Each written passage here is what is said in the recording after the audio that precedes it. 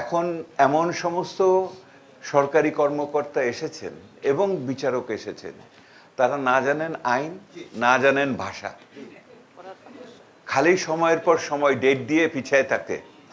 কোনো disposable rate নাই, ডিসপোজেবলের কোনো পরিস্থিতি নাই। সেহেতু আপনি তো চোর বাটপার তো করতে হলে বুদ্ধিশুদ্ধি লাগে, এরা তো লেখাপড়াও জানে না। আমরা একটা নাগরিক ইশতেহার তৈরি করতে চাচ্ছি। সেই নাগরিক ইশতেহারের ভিতরে আগামী সরকারের কাছে কি প্রত্যাশা এবং যারা রাজনীতিতে নির্বাচনের জন্য যাচ্ছেন তাদের কাছে আমাদের কি দাবি, এই দুটোকে একত্রিত করার জন্য একটা ছোট্ট সংক্ষিপ্ত কিন্তু খুবই তীক্ষ্ণভাবে বাস্তবসম্মত একটা কর্মসূচি দাঁড় করাতে চাচ্ছি। পৃথিবীর সব কিছু ওখানে থাকবে না, কিন্তু এমন কিছু থাকবে যেগুলিকে না হলে একটা আধুনিক সভ্য সমাজ হিসেবে, প্রাগ্রসর সমাজ হিসেবে আমরা স্থান করতে পারবো না। সেই বিষয়গুলোকে বের করতে এসেছি। এখন এই বিষয়গুলো বার করার ক্ষেত্রে নাগরিক সংলাপ যেটা হচ্ছে, এই নাগরিক সংলাপের পাশাপাশি আমাদের গবেষণা আছে। ওই যে রিফর্ম ওয়াচ দেখলেন, এইটাকে কেন্দ্র করে আমরা একটা ডিজিটাল প্ল্যাটফর্ম তৈরি করতে চাচ্ছি।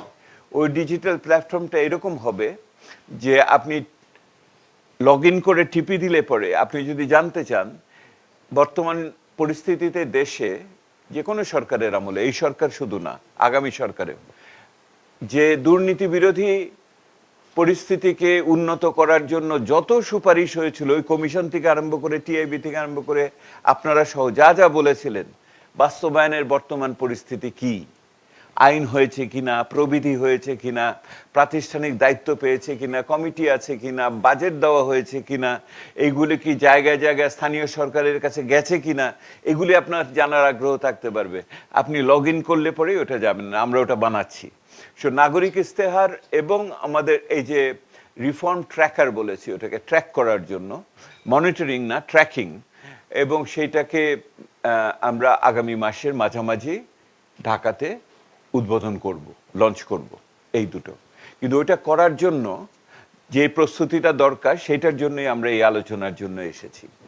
আমরা আরও কেন এটাকে গুরুত্বপূর্ণ মনে করি, বাংলাদেশ একটা উত্তরণকালীন সময়ের ভিতর দিয়ে যাচ্ছে, আপনারা সকলেই সেটা জানেন। এটা ব্যাখ্যা করে আমি সময় ব্যয় করতে চাচ্ছি না। এই যে উত্তরণের সময় আছে, এটাকে ঠিক মতো যদি ব্যবহার করতে না পারি আমরা, তাহলে কিন্তু এই আফসোস রাখার জায়গা থাকবে না। এবং ইতিমধ্যেই বিভিন্ন মানুষের ভিতরে আমরা দেখি যেন আগের সেই উত্তেজনা উদ্দীপনা একটু স্তিমিত হয়ে এসেছে। সেইটাকে আমরা ধরে রাখতে চাই এইভাবে যে এইটাকে যেন শুধুমাত্র একটু দাঁড়ান, আমি আপনারা একটু পরে শুরু করেন। এই সরকারের আমল বলে কথা না, সরকার আসবে যাবে, জনমানুষ থাকবে, দেশ থাকবে, সেহেতু আমাদের চেষ্টাও অব্যাহত রাখতে হবে। সেহেতু একটা সরকারকে কেন্দ্র করে চিন্তা করে লাভ নেই। আমরা গণতান্ত্রিকভাবে আগামী দিনের মানুষের জন্য করব। জবাবদিহিতার জায়গায়, সুশাসনের জায়গায় আমরা দেখছি কোনো সিলভার বুলেট নাই। এককভাবে শুধু প্রশাসন দিয়েও করা যাবে না, আবার বিচার ব্যবস্থা ছাড়াও করা যাবে না। বিচার ব্যবস্থার সাথে যদি রাজনীতিবিদরা ঠিক মতো না হয়, তাহলে সেটা ছাড়া হবে না। একটা সামগ্রিকতা, একটা চক্করের মধ্যে পড়ে গেছি, বুঝতে পেরেছেন? বিচার না ঠিক হইলে ওই আইন ঠিক হয় না, আইন ঠিক না হইলে পরে ওটা প্রয়োগ হয় না, প্রয়োগ ঠিক না হইলে পরে আবার নতুন আইনও তৈরি করা যাচ্ছে না। এইটার ভিতরে পড়ে গেছে। এখন এমন সমস্ত সরকারি কর্মকর্তা এসেছেন এবং বিচারক এসেছেন, তারা না জানেন আইন, না জানেন ভাষা, খালি সময়ের পর সময় ডেট দিয়ে পিছায় থাকে। কোনো ডিসপোজেবল রেট নাই, ডিসপোজেবলের কোনো পরিস্থিতি নাই। সেহেতু আপনি তো চোর বাটপার তো করতে হলে বুদ্ধিশুদ্ধি লাগে, এরা তো লেখাপড়াও জানে না। একটা দল শুধু সব জায়গায় এই একটা কথা বলেছে। কোন দলটা বলেন? জামাত ইসলামী। তারা সব জায়গাতেই দুর্নীতির কথা সব জায়গাতে বলে গেছে। কিন্তু দুর্নীতি ব্যাপার বলতে, আলোচনা করতে করতে ক্রমান্বয়ে আপনারা যে আলোচনাটা করলেন জবাবদিহিতা, এই বিষয়টি আস্তে আস্তে বড় হয়েছে।